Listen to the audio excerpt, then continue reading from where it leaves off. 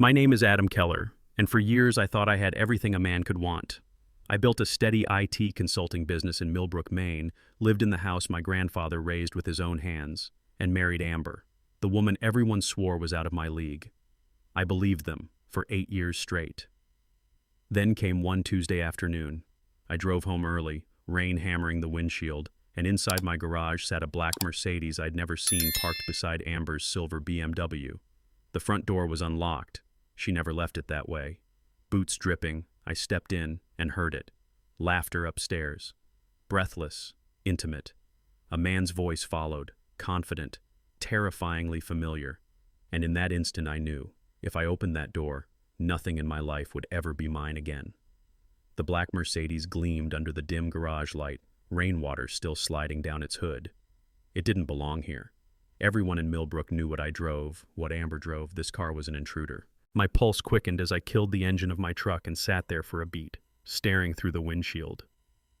For 8 years, Amber drilled the same rule into me. Doors locked, alarms set, no exceptions. Yet when I stepped out, keys jangling in my hand, the front door hung slightly ajar like it was waiting for me. A draft pushed against it, carrying the faint smell of perfume mixed with something sharper, cologne I didn't recognize. I hesitated on the threshold, mud dripping from my boots onto the mat Amber had once scolded me for dirtying. My chest tightened. Nothing about this scene belonged to the home I thought I knew. Every instinct told me the moment I crossed that line, my life would tilt into something I couldn't control. I pushed the door open with the edge of my boot, every nerve screaming. From upstairs, Amber's voice floated down, too bright, too polished. "Yes, I'll have those numbers ready by end of day," she said, like she was pitching to a client. The problem? Her tone was off. I'd sat across from her during dozens of real calls. She never sounded rehearsed. This was theater, and not good theater. I stepped into the living room, water dripping from my jacket onto the hardwood. A half-empty wine glass sat on the table beside her laptop, screen glowing with a frozen spreadsheet. Amber's voice carried again, just a beat too loud. "Thank you. I appreciate your patience." My stomach turned. That wasn't a meeting. That was camouflage. I glanced toward the stairs, catching the shadow of movement just before it slipped out of view. Whoever was up there, he wasn't on any video call. And Amber knew I was close to finding out. I stood in the hallway, breath held, every muscle tight. Amber's fake meeting voice faltered for half a second, and then I heard it, low, confident, careless. A man answering her. My spine went rigid. I knew that tone. I'd heard it across boardroom tables, at holiday parties, and casual, how's business conversations. Grant Ellison, my wife's boss. The sound of him upstairs in my house, in her company, cut deeper than any stranger ever could. He chuckled, the kind of laugh men use when they believe they're untouchable. My vision tunneled. 8 years of loyalty, erased by a voice that didn't belong here. Amber stammered something about a client on hold, but it was too late. I could hear his footsteps crossing the bedroom floor, slow, unhurried, like he owned the place. My fists clenched at my sides. I didn't go up. Not yet. I stayed still, memorizing every word, every sound, because the truth was no longer rumor. It had a name. I didn't storm the stairs. Not yet. I slipped back through the hallway, every step measured, ears straining. The house creaked above me, weight shifting, a door easing shut. Then the back latch clicked. I moved toward the kitchen, heart pounding in my throat. Through the rain-streaked glass of the patio door, I saw him. Grant Ellison. Hair still slick from the shower he didn't take here. Shirt half tucked like he'd dressed in a rush. He carried himself with the arrogance of a man certain he'd never be caught. He didn't run.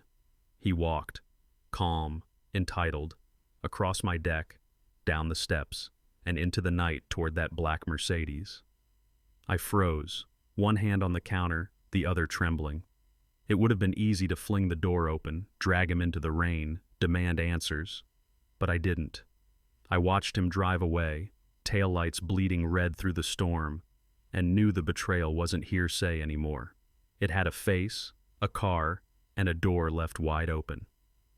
By the time I shut the patio blinds, Amber was already halfway down the stairs, phone pressed to her ear like she'd just wrapped the most important call of her career. Her face lit up when she saw me, too bright, too rehearsed. "Honey," she said, stretching the word like taffy, sweet and sticky. In 8 years of marriage, Amber had never called me that. Not once. She set the phone down on the counter, screen black, no active call. Her hand brushed my arm, lingering just long enough to feel forced. "You're home early," she chirped, voice sugar-coated, but her eyes kept darting toward the back door I'd just closed. I studied her like a crime scene photo, every detail out of place. The sudden affection, the wine glass on the table, the unlocked door. Each piece was a puzzle that only spelled one thing: betrayal. And the more she smiled, the more certain I became she thought I hadn't noticed a thing. She leaned in to kiss my cheek, casual, practiced, the way a wife greets her husband when she wants to look innocent. But the moment she brushed past me, I caught it. A scent that didn't belong in my house, on my wife, anywhere near me. It wasn't her perfume, the floral, predictable fragrance she'd worn for years. No, this was darker, heavier. A men's cologne I recognized from company mixers and Christmas parties. Grant Ellison. The realization hit like a fist. My chest tightened as if the air had been stolen. I kept my face still, but inside every alarm blared. She poured me a glass of water like nothing had happened, talking about the weather, her tone too cheerful. I nodded, silent, eyes fixed on her, memorizing every detail. The way she tucked her hair nervously, the faint smear of lipstick at the corner of her mouth. She thought she'd fooled me. She didn't realize the evidence was clinging to her skin. Dinner that night felt like chewing gravel. Amber plated salmon and rice like it was any other Tuesday, but her hands moved too fast, her smile stretched too thin. She asked about my day, nodding before I even finished, eyes flicking to the clock on the wall. Then she set her fork down and leaned across the table, voice overly casual. "You know, we haven't been out in a while. What do you think about heading to Murphy's after dinner? Just us. A little wine, maybe catch Marty before he closes." The words landed heavy. Murphy's Seafood was where the whole town gathered, a place where gossip traveled faster than the drinks. She hated Murphy's. Always said it smelled like fryer oil and cheap beer. Now, suddenly, she wanted to go. I studied her, the way her shoulders tightened, the way she couldn't meet my eyes. She wasn't inviting me to Murphy's. She was steering me away from something or someone. I pushed the salmon around my plate, nodding like her suggestion was harmless. My pulse still hammered from what I'd seen, what I'd smelled, but I forced my voice into something flat. "Long day," I muttered, rubbing the back of my neck. "Think I'll pass on Murphy's tonight. Just need to crash early." Amber's smile faltered for half a beat before she caught it, plastering it back on like makeup. "Of course," she said quickly, almost too quickly. "You've been working hard. Rest is good." She reached for her wine, hand trembling just enough for me to notice. Inside, my blood boiled. She wanted me out of the house, that much was clear. The timing, the fake enthusiasm, it all lined up too neatly. But I couldn't tip my hand, not yet. So I leaned back, feigned a yawn, and let the silence fill the room. The game had started, and pretending to be tired was my first move. That night, the house was silent except for the steady rhythm of Amber's breathing. She slept easily, or at least pretended to, while I stared at the ceiling, wide awake. Every detail replayed in my mind like a cruel loop. The black Mercedes glinting under the garage light, the unlocked door, the laughter upstairs that stopped the second I called her name. Grant Ellison's voice, smug, confident, still echoed in my ears. I turned onto my side, studying the curve of Amber's back under the sheets. How many times had that same body leaned into his touch? The scent of his cologne still clung faintly to her hair, mixing with the perfume I once loved. My chest tightened, rage and grief battling for space inside me. I didn't move. I didn't speak. I just lay there, cataloging every memory, every late meeting, every unexplained trip. Sleep never came. Only the cold realization that my marriage wasn't cracking. It was already broken. Lying there in the dark, I couldn't stop the reel of memories. It hadn't always been like this. Amber used to laugh at my corny jokes, used to brag about how I'd built a business from nothing. Somewhere along the line, her pride had curdled into disdain. I remembered the first time she rolled her eyes when I mentioned a new client, like my work was beneath her marketing world. The way she started correcting me at dinner parties, small barbs disguised as wit. Friends I'd known for years gradually stopped calling. Later, I realized it was because Amber always found a reason to keep me home. A sudden headache, an urgent charity event. She'd built walls around us, brick by brick, until I barely noticed I was trapped inside. Now, in hindsight, it was clear. She hadn't just been drifting away. She'd been pulling the rug out from under me, one subtle move at a time. By sunrise, my choice was made. Every instinct in me screamed to confront Amber, to demand answers, to rip the truth out of her with my bare hands. But rage is sloppy, and sloppy gets you blindsided. I sat at the kitchen table with my coffee growing cold, watching the rain streak down the window. I heard my grandfather's voice in my head, steady and patient. Understand a problem before you fix it. That was the man who built this house, who taught me discipline over impulse. So no, I wouldn't storm into the bedroom and shout. I wouldn't tip my hand. Instead, I'd learn. Every schedule, every trip, every inconsistency, documented. If Amber and Grant thought I was the harmless husband, they were about to find out just how dangerous that assumption could be. The game had shifted. From this point on, I wasn't her husband stumbling in the dark. I was the investigator, and she was the case. Thursday morning, Amber left in her usual rush, heels clicking down the hallway, perfume still hanging in the air. She forgot her laptop on the kitchen counter, lid half open, charging. For years, I'd never thought twice about her devices. We shared everything, or so I believed. But that morning, my hands hovered, trembling, before I finally flipped the screen open. Her password hadn't changed. That stung more than it should have. Within seconds, I was scrolling past calendars and routine memos until a private folder caught my eye. Inside, emails. Dozens of them. At first, all business. Campaign budgets, client updates. Then the shift. Compliments on her brilliant ideas, notes about her magnetic presence. Lines that dripped from Grant Ellison's inbox straight into my kitchen. By summer, the tone was unmistakable. Late-night rendezvous, hotel receipts, whispered promises. I sat frozen, coffee untouched, realizing my marriage wasn't slipping. It had already been signed away in digital ink. I thought I was numb until I read the latest thread. My stomach turned as each line crawled across the screen. "Don't worry," Grant had written. "Maine is a no-fault state. 6 months and you'll be free. If Keller doesn't contest, you walk with half the house, maybe more from the business. We'll control the narrative." Amber's reply was colder than the rain outside. "I need to understand exactly what I'm entitled to. The house is worth at least $450,000 now, and his IT firm brings in around $200K a year. If I frame it as supporting his career, entertaining his clients, I can claim a bigger share. He hides assets. There's a family trust I need to dig into. Once I have everything, we'll move fast." My hands shook, printing every page. This wasn't about love. This was a heist, planned in my own home, by the woman I'd sworn to protect. And I was their mark. Page after page spit out of the printer, the hum filling the silence of my office. Each sheet landed like a nail in the coffin of the life I thought I had. Amber's voice, her plans, her contempt for me, captured in black and white. I stacked them carefully, smoothing each corner, sliding them into a manila folder I labeled with one word: evidence. No screaming match, no broken dishes, just documentation. Cold, factual, undeniable. I stared at that folder longer than I should have. It felt heavier than paper had any right to be. Inside it was proof that my marriage wasn't dissolving because of love lost. It was being carved up like a business deal, with me as the asset to be liquidated.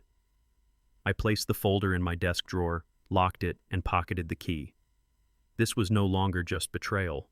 This was preparation for war, and wars aren't won with rage, they're won with records. That night I sat alone in the living room, folder locked away, staring at the beams overhead. My grandfather had set those timbers with his own calloused hands, sweating through long Maine summers and bracing icy winters to build this house. Every nail, every board carried his mark. It wasn't just property, it was our family's spine. Amber's emails echoed in my head, half the house, a nest egg, as if these walls were numbers on a balance sheet. She didn't understand what this place meant. This wasn't hers to carve up or liquidate. It was his legacy, and by extension, mine. I walked room to room, tracing memories. Birthday candles in the dining room, quiet winters by the fire, the porch where my grandfather taught me to read the night sky. The thought of losing it tightened something in my chest. They wanted the house? Over my dead body. That was the line. That was the hill I would defend. My phone buzzed just as I was locking the evidence folder back in my desk. A simple text lit the screen. Murphy's tonight? Haven't seen you in weeks. Don't let Amber keep you chained to that house. Travis. Travis Nolan, my oldest friend. We'd played football under the Friday night lights, shared beers in dingy college bars, stood up at each other's weddings. He ran the marina now, sunburned and broad-shouldered, with that cop's eye that never really turned off even after he left the force. I realized with a jolt that Amber had always found reasons to keep me from him lately. Sudden work dinners, phantom migraines, charity events that somehow overlapped every invitation. She'd been cutting me off from the people who knew me best. I stared at his message, thumbs hovering. Then I typed back, Murphy's, 7 p.m., I'll be there. If Amber thought I was isolated, she was about to learn. I still had allies. Murphy's smelled like salt air and fried clams, the kind of place where every creak of a bar stool carried half the town's gossip. Travis was already at our usual table by the window, beer in hand. He looked me over, brow furrowed. You look like hell, Adam. What's going on? Before I could answer, Marty O'Rourke ambled over with that sly grin of his.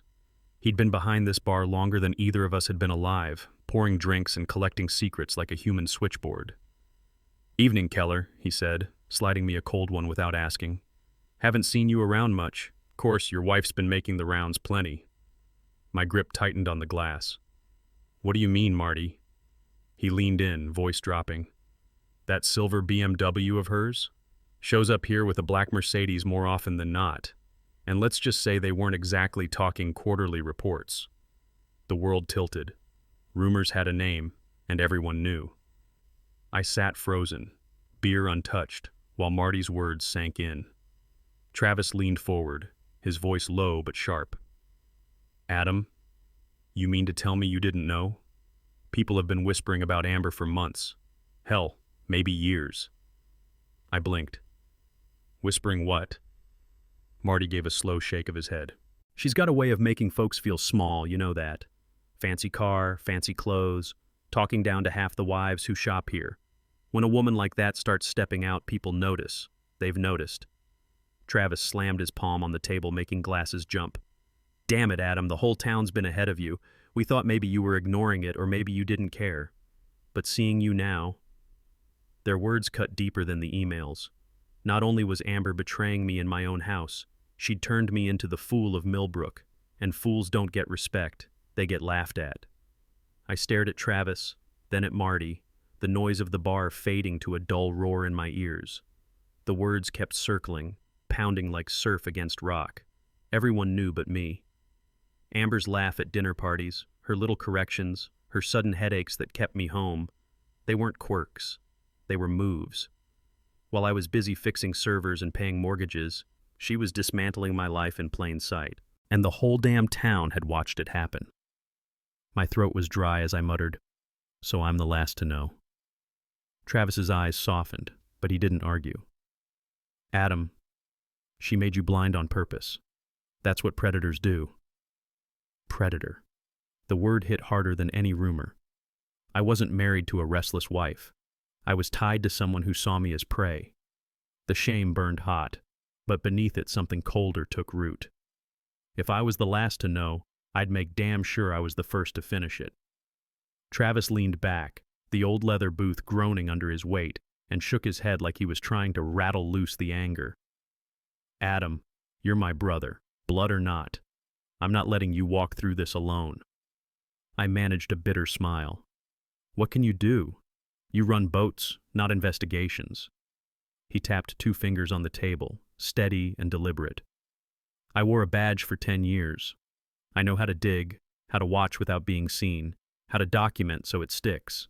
You've already got the tech angle covered. Together, we'll build a case that no judge, no lawyer, no slick marketing exec can wiggle out of. For the first time in weeks, my chest eased, just a fraction. You'd really do that? Travis's eyes hardened. After what she's done, Adam, I'll help you bury them, with nothing more than the truth. And just like that, the tide shifted. I wasn't alone anymore. Later that night, I drove down to the harbor and parked where the pier lights shimmered across black water. The boats rocked in silence, their masts creaking like old bones.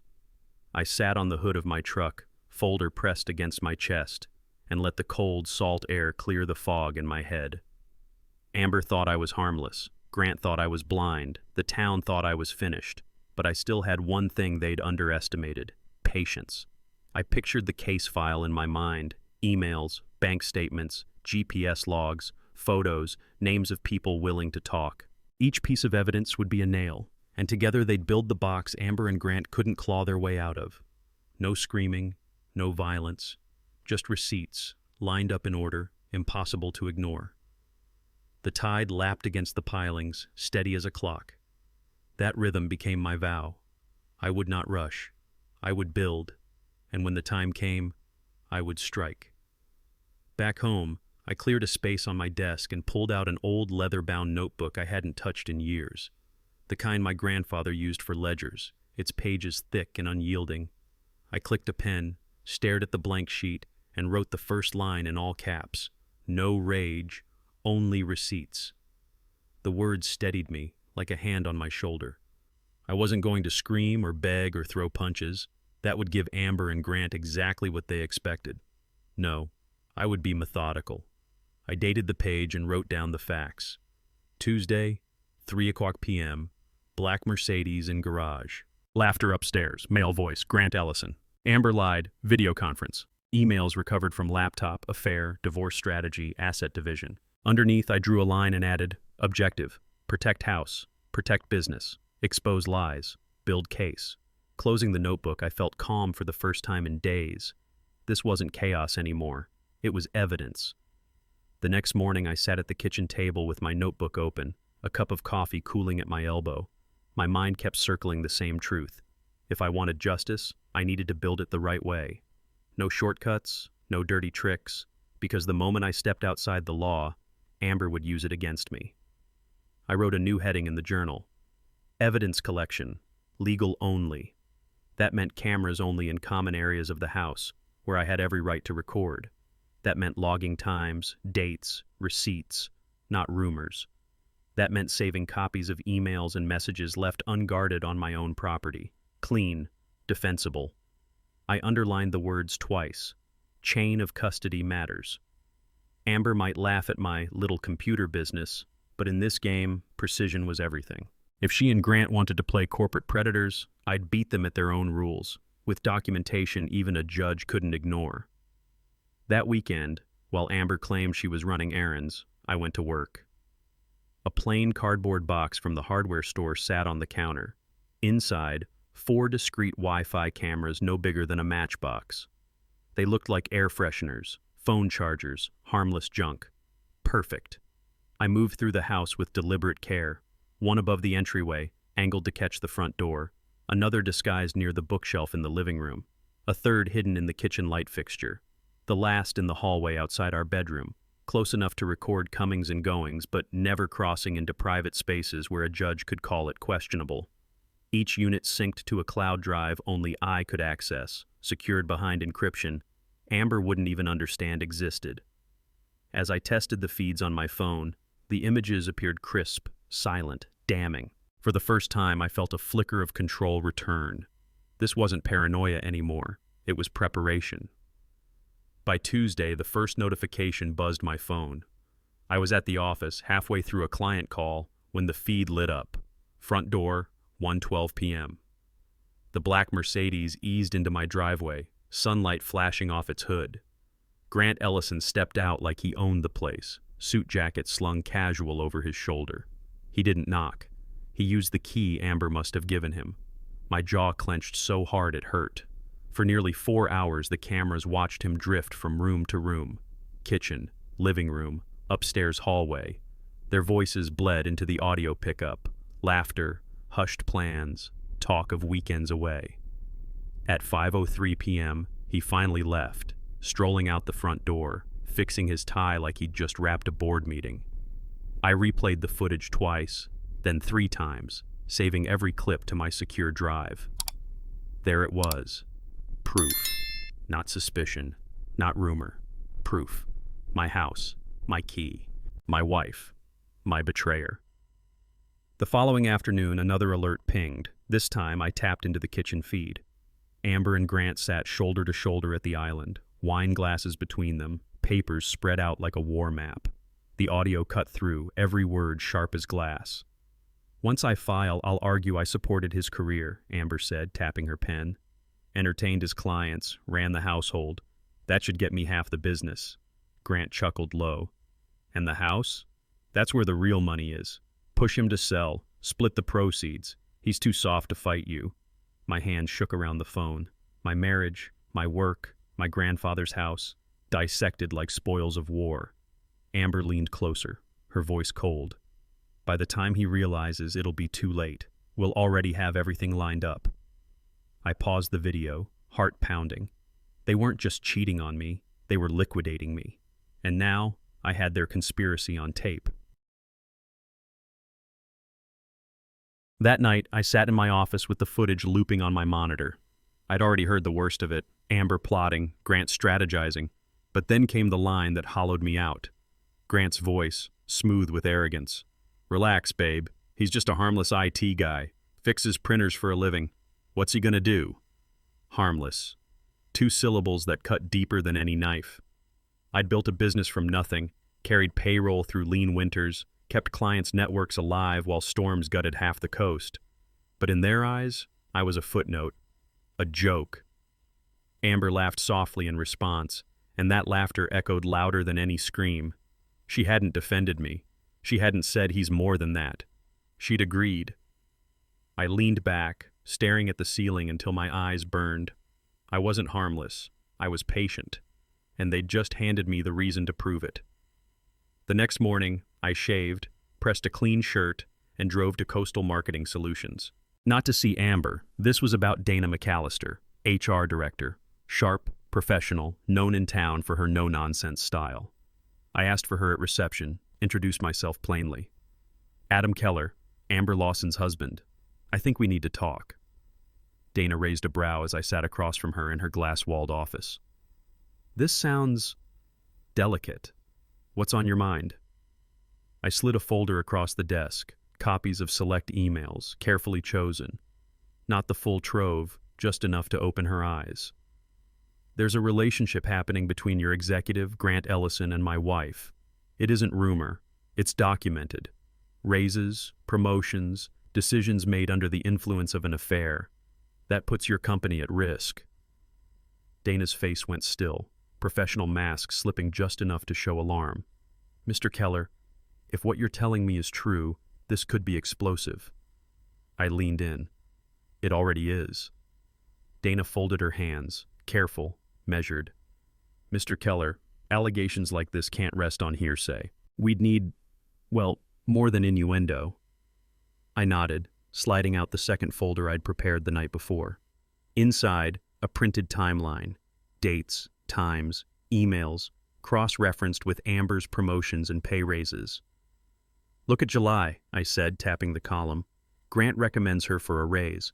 Same week, emails turn intimate. September, another promotion, days after a trip they called a conference but was actually a weekend at his lake house. I have receipts, hotel records, GPS hits from his car parked in my driveway while he was on the clock." Dana flipped pages, her brow knitting tighter with every line. "You compiled this yourself?" "Yes, carefully. Everything logged, dated, preserved, chain of custody intact." For the first time, her professional mask cracked. "Adam, this isn't just an affair. This is corporate liability." I leaned back, calm. "Exactly.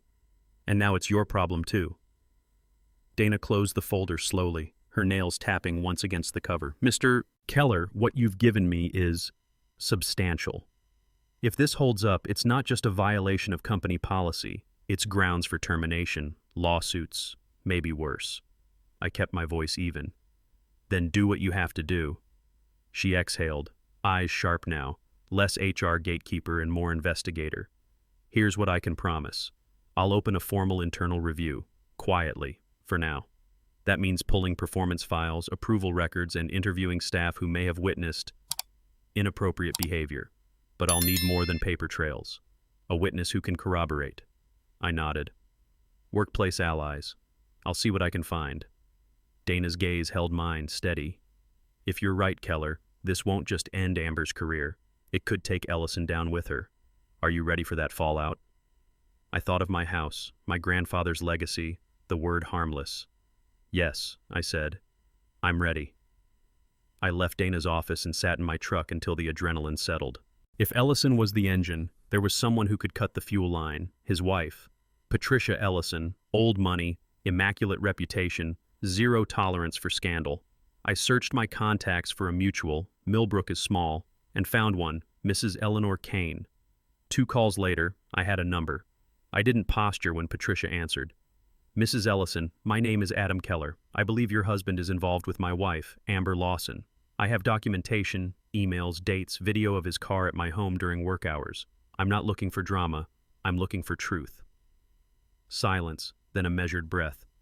Mr. Keller, if this is a stunt, I'll end this now. It isn't. You'll review everything before deciding your next step. Another beat. My attorney's office. Tomorrow, 10 a.m. Bring what you claim to have. Thank you, I said. I hung up and stared at my hands on the wheel. No rage, only receipts. And now the receipts had an audience that knew exactly how to use them. Patricia Ellison sat across the mahogany table like a woman carved from marble, her silver hair immaculate, her attorney silent beside her. I laid the folder down, every page a shard of my broken marriage and her husband's duplicity. She read slowly, lips pressed thin. Emails first. Then the timeline of visits. Grant's Mercedes in my driveway during work hours. Audio transcripts of kitchen whispers, dividing assets, mocking me. Finally, she closed the folder and folded her hands. Mr. Keller, she said evenly, I suspected my husband was reckless. I did not imagine he was this arrogant. Grant's lawyer leaned in to whisper, but Patricia waved him off. Her gaze never left mine. You've given me what I need. By week's end, my husband will be served. I will not tolerate humiliation, not in my home, not in my name. The chill in her voice was sharper than any blade. Amber had chosen an ally who was about to become her executioner. As Patricia gathered her things, her attorney finally rose. James Porter, Esquinaos, a man with a reputation in Millbrook's legal circles for precision and bloodless efficiency. He buttoned his charcoal suit jacket and extended a hand. Mr. Keller, he said, voice steady, what you've compiled is meticulous. Chain of custody is intact, timestamps clear, no embellishment. Judges appreciate that. I took his hand, surprised by the firmness of his grip. He leaned closer, lowering his tone. You've done more work here than some private investigators I've paid good money for. Patricia and I will take it from here. But you should prepare. Once this case is in motion, it won't just be her husband who suffers. I nodded, meeting his gaze. I know. Amber's name is all over it. For the first time, James allowed the ghost of a smile. Then consider today the beginning of the end. We shook once more. Not rage, receipts. And now, reinforcements. That evening, I drove straight to Travis's marina. He was coiling rope on the dock when I laid it out. Patricia was in, her lawyer was in, and the fuse was burning fast. Travis let out a low whistle. That's not just backup, Adam. That's artillery. Before I could answer, a familiar voice called from the boardwalk. Mrs. Eleanor Kane, my widowed neighbor, the closest thing Millbrook had to a walking newswire. She carried a tote of groceries, eyes sharp despite her years. I hear things, she said, without preamble. And I've heard enough about Amber and that Ellison man to know you'll need witnesses. People trust me, Adam. If you want the town to listen, I'll speak. Travis looked at me, half grinning. Guess you've got yourself a network. I opened my notebook, wrote one clean line beneath the day's date. Patricia plus Porter, Travis, Eleanor. Not just evidence now, allies. And with allies, the case became inevitable. That night I sat on the porch, a cold bottle of Bud heavy in my hand, the harbor breeze pushing through the screens. From where I sat, I could see the faint glow of Amber's silver BMW parked crooked in the driveway. She was upstairs, lights on in the bedroom, moving like nothing had changed. I tilted the bottle, let the bitter taste burn my throat, and opened the notebook on my lap. 3 words written clean across the page. Trap is set. The cameras were live. The audio synced. Patricia and Porter had their copies. Travis stood ready, Eleanor on lookout. Every piece was falling into place, and all I had to do was sit still and wait. Amber thought I was tired, distracted, beaten down. Grant thought I was harmless. The town thought I was the last to know. I finished the beer and set the bottle down hard. They were all wrong. The trap wasn't coming. It was already closed. By the weekend, I didn't need cameras to confirm what was happening. The town itself carried the news like wildfire. At Murphy's bar, at the marina, even at the farmer's market, heads bent close, voices dropped to a hush. Millbrook was whispering. Amber Lawson seen at the Ellison house. Grant's Mercedes parked where it shouldn't be. Patricia hasn't been wearing her ring. Everywhere I walked, conversations slowed. Some men gave me quiet nods of respect, as if to say, we know, and we're watching. Others looked away, guilty for knowing before I did. Mrs. Eleanor Kane stopped me outside the post office, tote bag on her arm. Adam, she said, voice low but certain, the town's already chosen sides, and they're not on hers. I felt the weight shift, subtle but real. The betrayal that once isolated me was now a public spectacle. Amber and Grant weren't just fighting me anymore.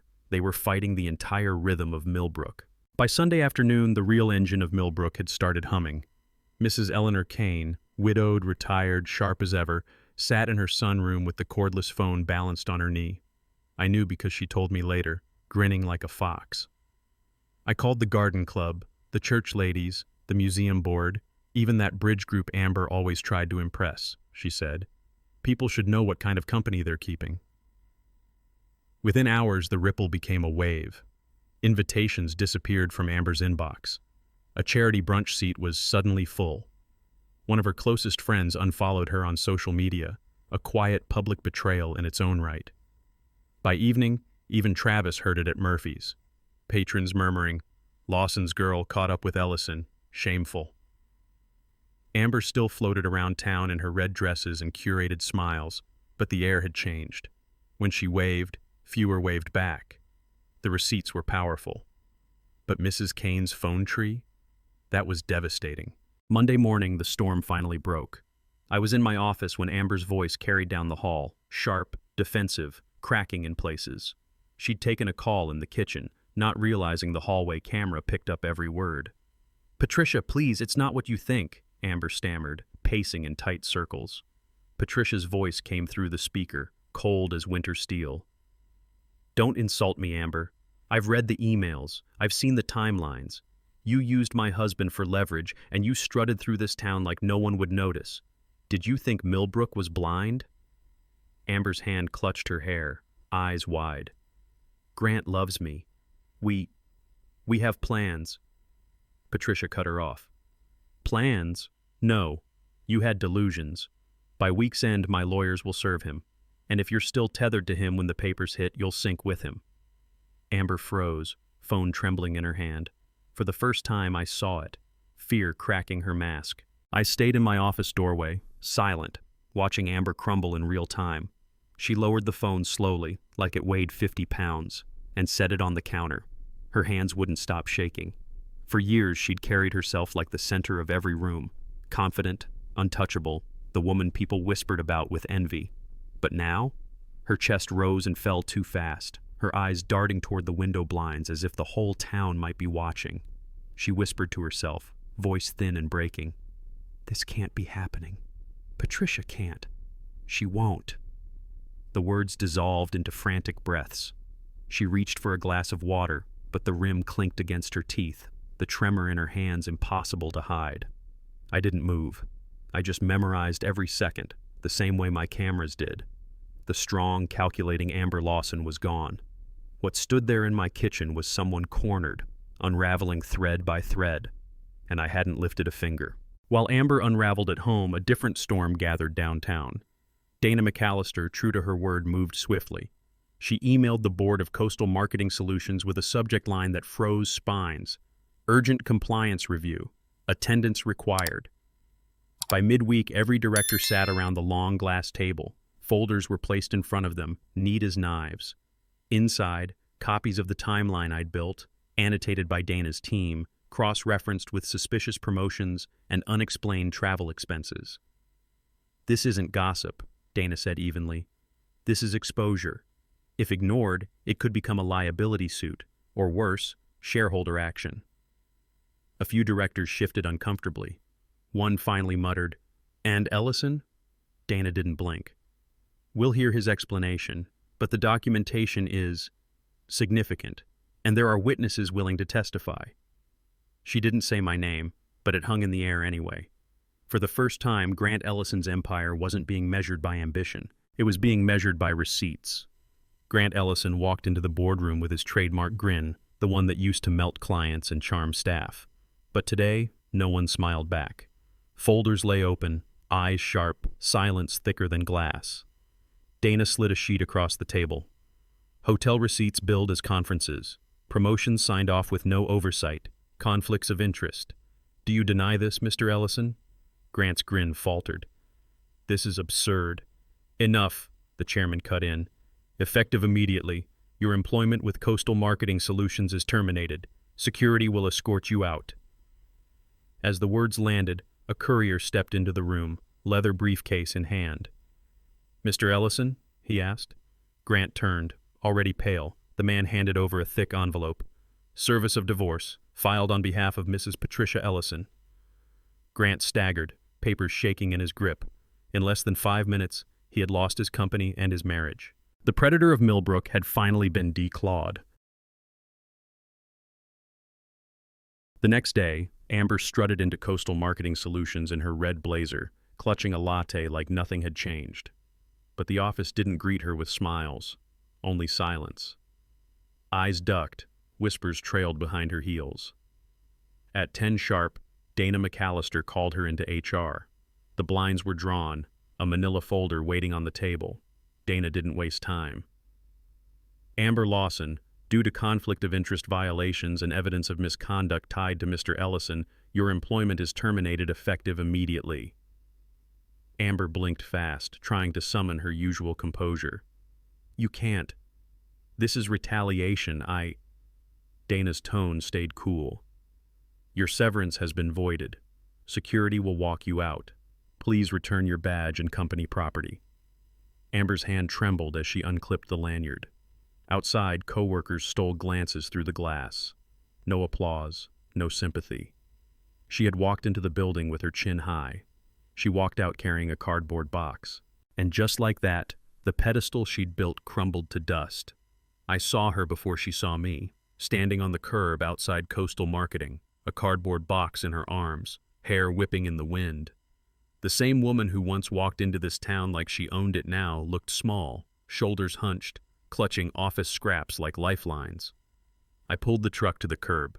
She hesitated, then opened the passenger door, setting the box on her lap. For a long stretch of road, neither of us spoke, only the rattle of pens and picture frames shifting with each bump. Finally, Amber's voice cracked.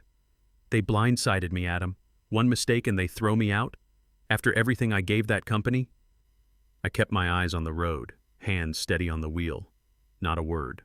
Her reflection in the window looked at me like I was a stranger. Maybe I was. By the time we reached the driveway, the silence between us was louder than any argument we'd ever had. We sat in the driveway, engine ticking as it cooled, the box of Amber's things balanced on her knees. She stared out the windshield, then turned to me, eyes glassy. "Adam, please." Her voice broke, trembling. "I made mistakes, but you can't just sit there like I'm nothing to you. Say something, yell, anything." I gripped the wheel tighter, jaw locked. Tears spilled down her cheeks, mascara streaking.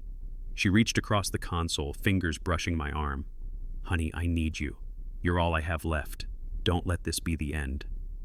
Her words cracked under the weight of desperation, but I stayed silent, staring straight ahead at the garage door. Amber sobbed harder, pressing her palms against her face. The woman who once strutted through boardrooms and whispered schemes in my kitchen was reduced to a shaking figure in my passenger seat. For the first time, she realized the truth. Her power over me was gone. I finally cut the engine. The silence in the cab was suffocating, broken only by Amber's ragged breathing. I turned toward her, steady, no rage in my voice, only truth. "You think I didn't know," I said. "The Mercedes in my driveway, the laughter upstairs, the emails, the hotel receipts, the plans you made to carve up my company and sell the house my grandfather built with his own hands." Amber froze, tears still streaking her cheeks. "Adam, I held up a hand. "Don't. Every word is saved. Every conversation, every visit, documented. HR has it. Patricia Ellison has it. The board has it. Even the town has it. You didn't just betray me, Amber. You underestimated me." Her lips trembled, but no excuse came out. I leaned back, voice calm as stone. "No rage, only receipts. And those receipts already destroyed the man you risked everything for. Now, they'll decide what happens to you." Amber's composure snapped like glass under pressure. She slammed the box against the dash, pens and papers spilling onto the floorboard. Her voice tore through the cab, raw and jagged. "You did this, Adam. You ruined me. You told them. You poisoned Patricia. You turned the whole damn town against me." Her hands clawed at the air as if she could grab back what had already slipped through her fingers. "I had a future. Power, respect, a man who actually wanted me. And you destroyed it. You destroyed me." I didn't flinch. I let her words crash and scatter, the way waves break against a seawall. Finally I spoke, quiet but unyielding. "No, Amber. You did this. Every lie, every choice, every key you handed him, every laugh at my expense. All I did was hold up a mirror." She sobbed, but it wasn't grief anymore. It was fury without a target, because the target was herself. Her scream still rang in the cab, the words, "You ruined me," hanging heavy in the air. I let the silence stretch until her breathing turned into shallow gasps, her face streaked and blotched with rage. Then I turned to her, my voice level, unshaken. "No, Amber, you ruined yourself. Every step, every secret meeting, every plan you made to cut me out. You did that, not me." She shook her head violently, as if denial could rewind time.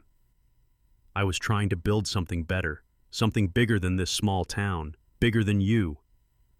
I leaned closer, calm but sharp enough to pierce. "And look where it got you. No job, no reputation, no allies. You handed Ellison the keys to your future, and when he fell, he dragged you down with him." Her lips trembled, searching for words, but none came. I leaned back, eyes on the garage door. "Don't blame me, Amber. You lit the match. I just refused to burn with you." I reached behind the seat and pulled out a thin manila folder I'd kept hidden for weeks. Amber's eyes darted to it, confusion flickering across her tear-streaked face. "What's that?" she whispered, voice hoarse. I set it on her lap. "Our prenuptial agreement, signed 8 years ago. You remember? The one you thought was just a formality because you were never going to need it." Her fingers trembled as she opened it. My voice stayed steady, every word a hammer. "This house stays with me. The business remains mine. The assets you tried to carve up were never yours to touch. Every lawyer in this county will tell you the same." Amber's mouth opened, then closed, no protest forming. She flipped through the pages, hands shaking harder with every clause that caged her in. I leaned back, calm, final. "You plotted to take everything, but the truth is, Amber, you never had it to begin with." Amber stared at the prenup as if the pages were written in fire. Her lips moved, but no sound came out at first. Finally, she whispered, This can't be real." "It's real," I said, steady as stone. "And it's binding. Adultery voids any claim you might have tried to make. You didn't just betray me, Amber, you forfeited everything." Her eyes widened, shock draining the color from her face. "So because of one mistake, I lose my job, my reputation, my future, and you're telling me I lose this house too?" I held her gaze, unflinching. No, Amber. Not because of one mistake. Because of years of lies, of planning to gut me behind my back, of thinking you were untouchable. Actions have consequences. You knew the terms when you signed. Her hands went limp, the prenup sliding onto the floorboard.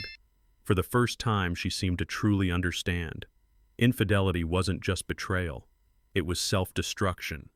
Amber snapped out of her stunned silence, rage flooding back to fill the cracks. She shoved the prenup aside and turned on me, eyes blazing. You're vindictive, Adam. You're not noble, you're not calm, you're just a bitter man punishing me because I found someone better. Her voice rose, sharp enough to rattle the windows. You sit there acting holy, but you've been plotting this for weeks. You wanted me to fall. I didn't raise my voice. I didn't have to. No, Amber. I wanted honesty. I wanted respect. You gave me betrayal. I didn't build your downfall. You built it yourself. All I did was stop you from taking me with you. She slammed her fist against the dashboard. You could forgive me. I shook my head slowly, jaw tight. Forgiveness isn't yours to demand. And punishment? That's not what this is. This is simply the contract you signed and the truth you tried to bury. Her fury faltered, because deep down, she knew it was true. Amber's chest heaved as she tried to summon another argument, another insult, another excuse to claw back ground she'd already lost. But I'd had enough of the shouting. I straightened in my seat, my tone flat, unshakable. No rage, Amber, only records. She blinked, startled by the quiet weight of my words. I don't need to scream or slam doors, I continued. I have the cameras, the emails, the timeline, the prenup. Every move you and Grant made is written down, time-stamped, documented. That's what stands, not your tears, not your fury. Amber's hands trembled in her lap. You'd really destroy me with paperwork? I shook my head. You destroyed yourself. I'm just keeping the receipts. The fight drained out of her, shoulders slumping under the reality that there was nothing left to weaponize. For the first time since this began, I felt it. The calm edge of closure. I didn't need revenge. I already had proof. 2 mornings later, I came downstairs to find Amber standing in the kitchen, suitcase by her side. The once pristine confidence she carried into every room was gone, her makeup bare, her hair tied back, her hands clutching the handle like it was an anchor. She tried one last look, eyes wet. Adam, this doesn't have to be forever. Maybe we could... I shook my head, calm, final. You need to leave. This house isn't yours to bargain with. It never was. Her lips trembled, but she didn't argue. She knew the prenup, the records, the whispers in town. All of it had boxed her in. I opened the front door. The sound of gulls from the harbor drifted in, sharp and clean. She wheeled the suitcase past me, pausing for a heartbeat on the porch as if waiting for me to call her back. I didn't. The door closed behind her with a click that felt heavier than any slam. The house was mine again, quiet and finally honest. For weeks after she left, Amber didn't vanish. She lingered. I heard from Mrs. Kane that she'd taken a room at the Millbrook Motor Inn, 20 minutes outside town, the kind of place with flickering neon and curtains that never quite closed. I drove past once, just to see. Her silver BMW sat crooked in the lot, suitcase visible through the rear window. The sign above the office buzzed and hummed, casting everything in a sickly red glow. That was her kingdom now. Thin walls, strangers slamming doors at midnight, the stench of old cigarettes baked into carpet. A far cry from the home she'd once plotted to sell out from under me. Back in Millbrook, people noticed. Invitations stopped coming her way. Old friends crossed streets to avoid awkward smiles. Even at Murphy's, her name had shifted from gossip to cautionary tale. She wanted bigger. She wanted better. And all she found was a motel room no one envied. News of Grant Ellison's downfall spread faster than fire on dry pine. By the end of the month, his name was stripped from the company website, his office cleared out by interns too nervous to make eye contact. Terminated for cause, 3 words that followed him everywhere. Patricia filed her divorce publicly, her attorneys leaking just enough to the press to make sure no other board in New England would touch him. At Murphy's, men shook their heads, muttering about how the golden boy had turned to ash overnight. His Mercedes sat for days in front of a rented apartment, the glossy black hood coated with dust, a silent reminder of what he'd lost. Clients who once bought him drinks now pretended not to know his name. Even his own gym revoked his membership after whispers of impropriety reached the owner. He hadn't just lost a wife and a career, he'd lost the illusion of being untouchable. Grant Ellison had become Millbrook's cautionary tale. By the time the dust settled, the storm had stripped everything from them but left me standing on solid ground. The house, my grandfather's house, was still mine, the deed untouched, its beams and timbers safe from their schemes. My business, the one Amber and Grant thought they could carve up like a roast, was intact. Clients had stayed, contracts renewed. The board respected that I hadn't lost my composure. Most important, my name in Millbrook hadn't been dragged through the mud. If anything, the opposite. At Murphy's, men clasped my shoulder saying I'd handled it clean. Mrs. Kane told me the town admired I hadn't turned it into a circus. Even Travis, who'd seen me at my lowest, said he was proud. I'd lost a wife, yes, but I'd kept the essentials: home, work, dignity. Amber and Grant had gambled with lies and fire. All I'd held on to was the truth, and in the end, the truth was enough.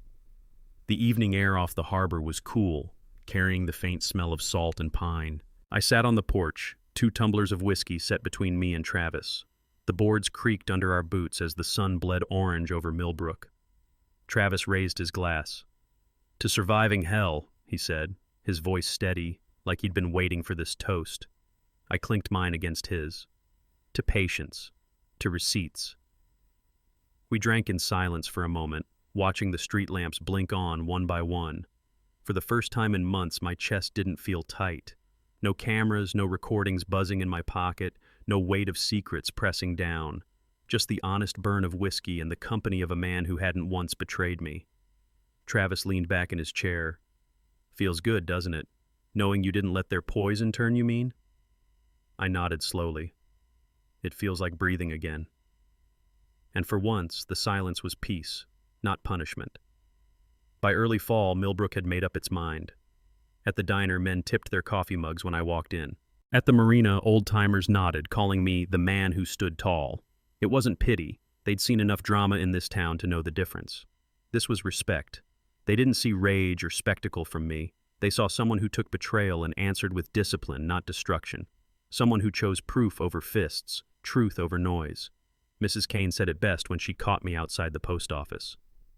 "Adam Keller," she declared, voice carrying across the steps, "you showed every man in this town how to keep his dignity when the world tried to steal it." I wasn't a hero. I wasn't even looking for admiration. But standing there, nodding back at neighbors, I felt something I hadn't in months. Solid ground under my feet, and the quiet certainty that Millbrook knew who I was. And I wasn't harmless anymore. One night I sat alone in my office, the journal open to its first page. The words stared back at me. No rage, only receipts. I traced the ink with my thumb, remembering how powerless I'd felt the day I wrote it. How small Grant's voice had made me, the harmless IT guy.